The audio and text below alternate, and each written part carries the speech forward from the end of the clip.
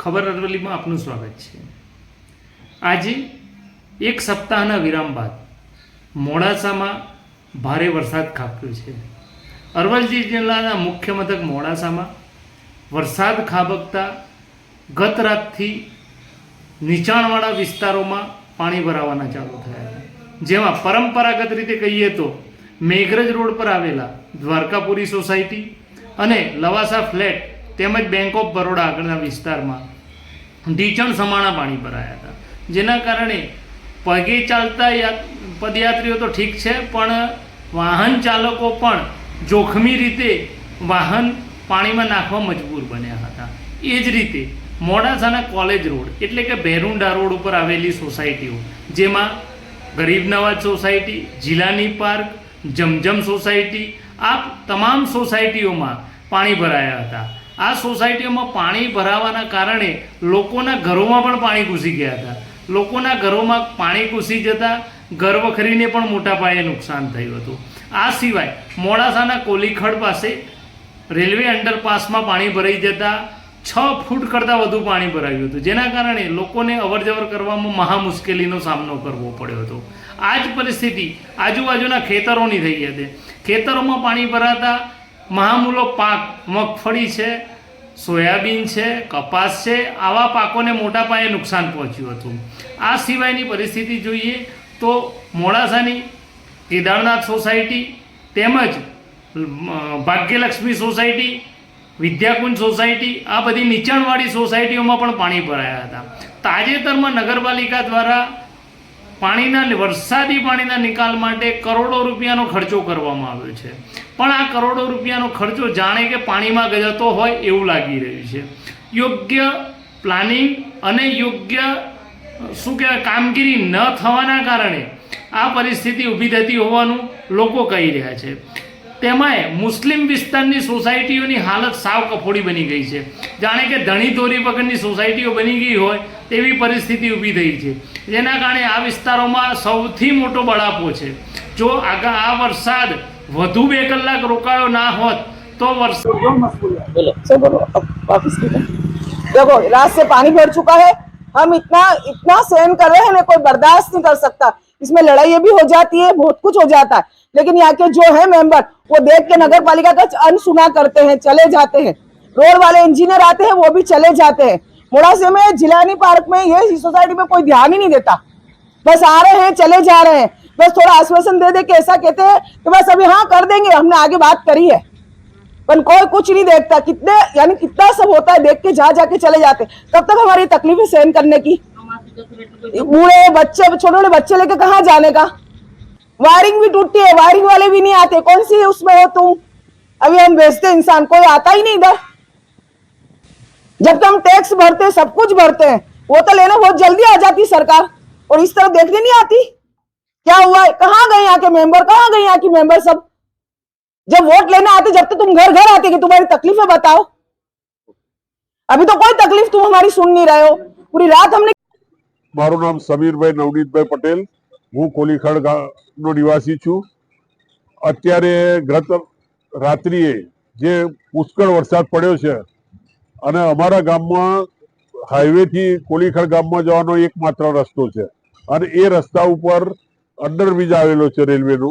अंडरब्रिजमां पाणी भरायुं छे, जे पाणी अंदर 6 फूट सुधी पाणी भरायेલું છે। એના લીધે બાળકોને સ્કૂલે જવા માટે, दूध આપવા જવા માટે ડેરીના ટેન્કર આવતું નથી, શાકભાજી લેવા જવા માટે જે દર્દીઓ છે એમને ખૂબ જ તકલીફ પડી રહી છે। અને સત્તાવાળાઓ પાણીનો કુદરતી નિકાલ કરે અને કાયમી એનું નિરાકરણ લાવે એવી અમારી અપેક્ષા છે। અને આ પાણી 2 દિવસે પણ ખાલી થાય એવું નથી। આ જે અત્યારે નિકાલ થાય છે એ પ્રમાણે 2 દિવસે પણ। મારું નામ વીરેન હસમુખલાલ શાહ। અમારી 2 સોસાયટી છે, બદ્રીનાથ સોસાયટી અને કેદારનાથ સોસાયટી। ગઈ સાલ પણ આવી જ પરિસ્થિતિ થઈ હતી। અમે 5 દિવસ પાણીમાં રહ્યા હતા। એનું ગઈ વખત એ લોકોએ પાઇપલાઇન નાખી છે નગરપાલિકાએ, છતાં પણ આજની તારીખમાં કોઈ રિઝલ્ટ મળતું એવું દેખાતું નથી। એક વરસાદમાં જો ઢીચણ સુધીના પાણી ભરાઈ ગયા હોય તો એના કારણે કોઈ પેપર, પાણી, શાકભાજી, દૂધ કોઈ આવી નથી શકતું। કાલે કદાચ કોઈકના ઘેર બીમારી આવે તો તો વ્યક્તિને કેવી રીતના દવાખાના સુધી પહોંચાડવું એ મોટી સમસ્યા છે. આના માટે નગરપાલિકા કે જે કોઈ સંસ્થા હોય એને માટે પ્રજાપતિ કેદારનાથ સોસાયટી ગઈકાલે રાત્રે પડેલા સિઝનના એક જ વરસાદની અંદર કેદારનાથ સોસાયટીની પોઝિશન આપ લોકો અહીંયા જોઈ રહ્યા છો. જ્યારથી કેદારનાથ સોસાયટી અસ્તિત્વમાં આવી છે ત્યારથી આજ દિન સુધી આ પાણીનો ક્યારેય નિકાલ થતો નથી.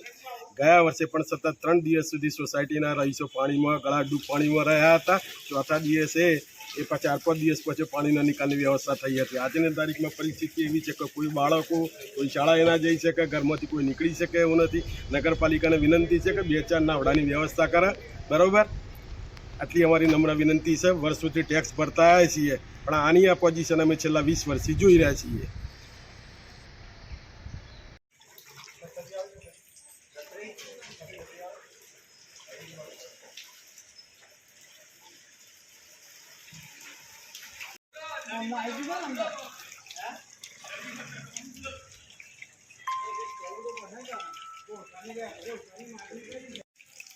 તમે આવી જાઓ, સીધું લાઈવ જ ચાલે.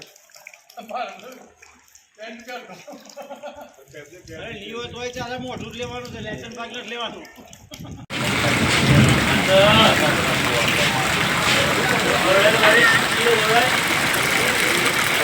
गरीब नवाज मस्जिद फूलपोनी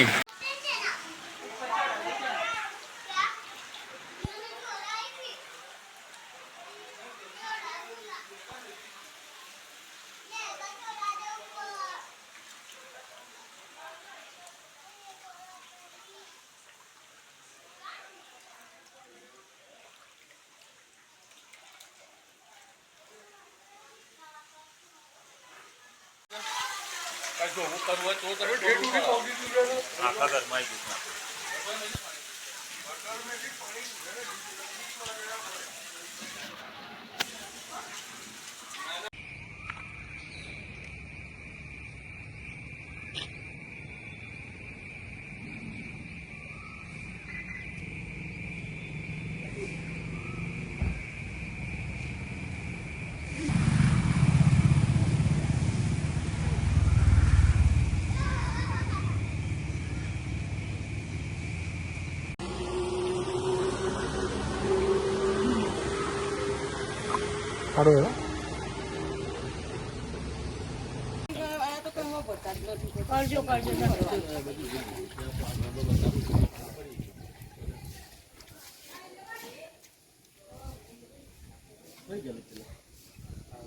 થોડી હોટલ લે કે આ વખત માર એ સારું કે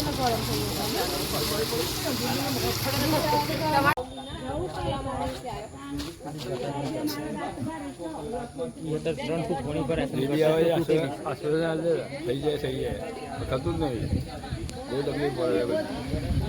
હવામાન વિભાગ દ્વારા જે ઉત્તર ગુજરાત અને અરવલ્લી જિલ્લામાં જે આગાહી આપવામાં આવી હતી તે અનુસાર રાત્રિ દરમિયાન સૌથી વધુ અરવલ્લી જિલ્લાના મોડાસા તાલુકાના